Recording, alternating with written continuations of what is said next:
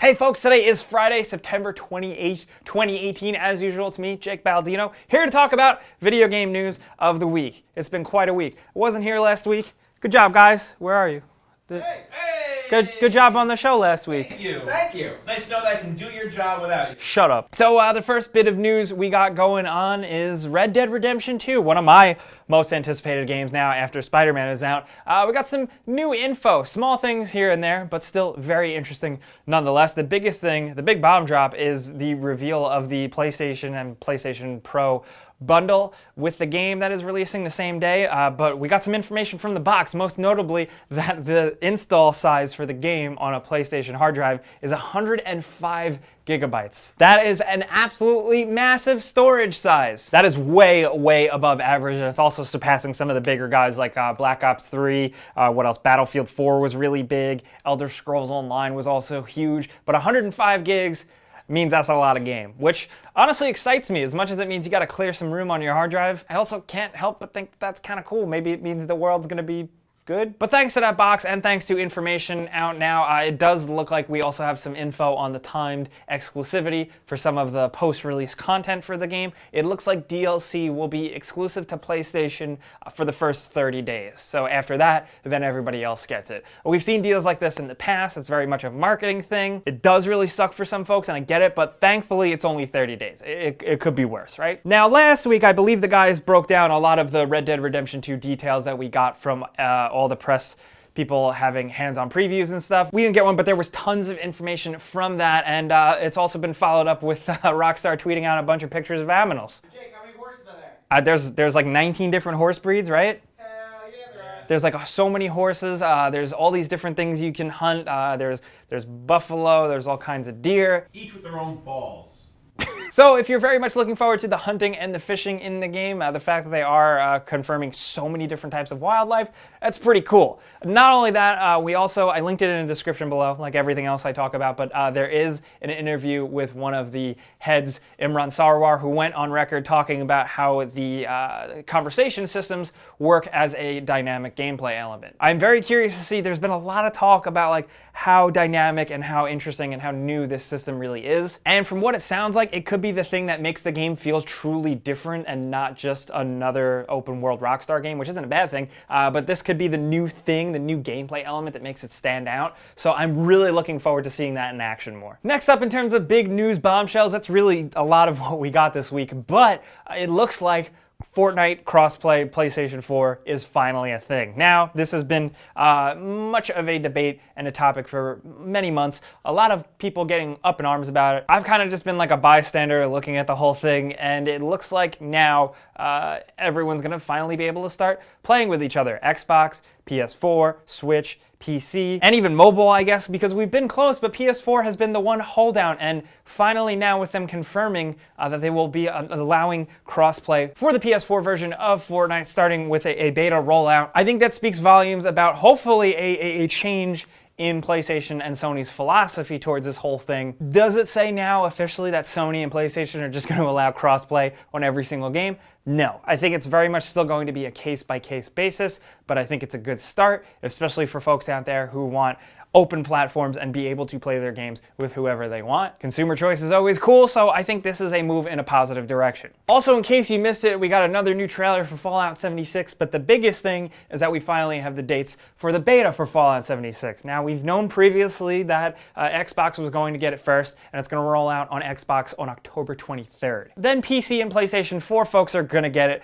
October 30th. This is going to be a stress test and a beta for the game, so you can check out and see what the deal is actually with this game, considering we still have so many questions, but the only way you actually get access to it is if you already plunked down money and pre-ordered it. So, but on a lighter side, not really a lighter side actually, but in an interesting story I want to point out real quick, a 12-year-old boy by the name of Wes, who is obsessed with Fallout, was really looking forward to Fallout 76, but he's actually been suffering from stage 4 cancer, and lo and behold, Bethesda paid a visit to him at his house. They gave him a power armor helmet and they let him try an early version of Fallout 76. Apparently, this terminally ill boy had a great time playing Fallout, and it was like a dream come true for him, and that's all we can really ask for. I'm not really good at talking about these types of things, but like in an age where like there's so much cynicism about everything, it's nice to just talk about a moment of happiness for someone in what is otherwise a troubling time. But moving on to some VR news, because I still just like talking about VR. I'm still very much excited about it, even though it's ridiculous and it seems like nobody likes it anymore and it's too expensive and they don't make enough good games. That's besides the point. I still enjoy the technology. I want it to become more, and Oculus is still trying. They've just announced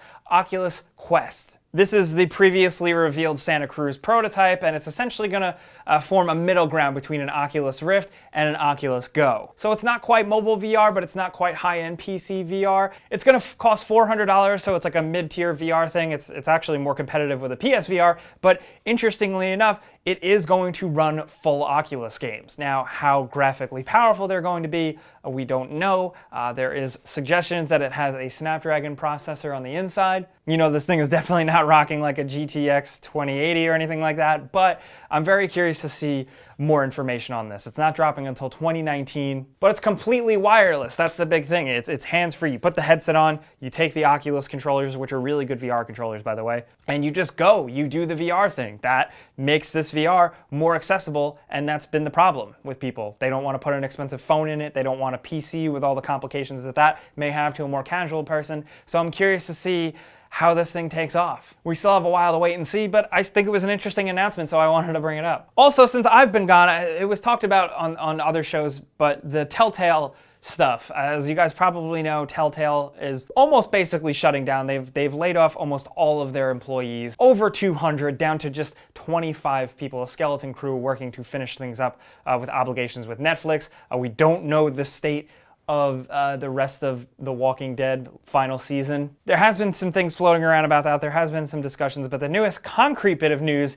is a lawsuit filed by a former employee that was let go. The lawsuit takes issue with the fact that Telltale fired all these people with no warning, no severance, just, hey, goodbye guys, see ya. Now that isn't how things typically go in the US, so this lawsuit could wrap up. It also can technically be a class action lawsuit with other employees getting in on it, because there are laws in place that protect employees, and most employees in most situations have the right to be notified ahead of time before they're fired. So that's what this lawsuit is fighting against, but it's a bit murky. There's some interesting articles on it. I linked in the description below because Telltale was technically actively seeking funding. It might actually exempt them from having to do that, which is a really shitty loophole. I am not a lawyer. I am not what you would call a smart person at all. So that's why I've linked things in the description. It's very interesting. I'm curious to see where this goes. Thankfully, we have seen the industry kind of rile together, many companies reaching out, taking interviews, holding job events and stuff, trying to get these people to land on their feet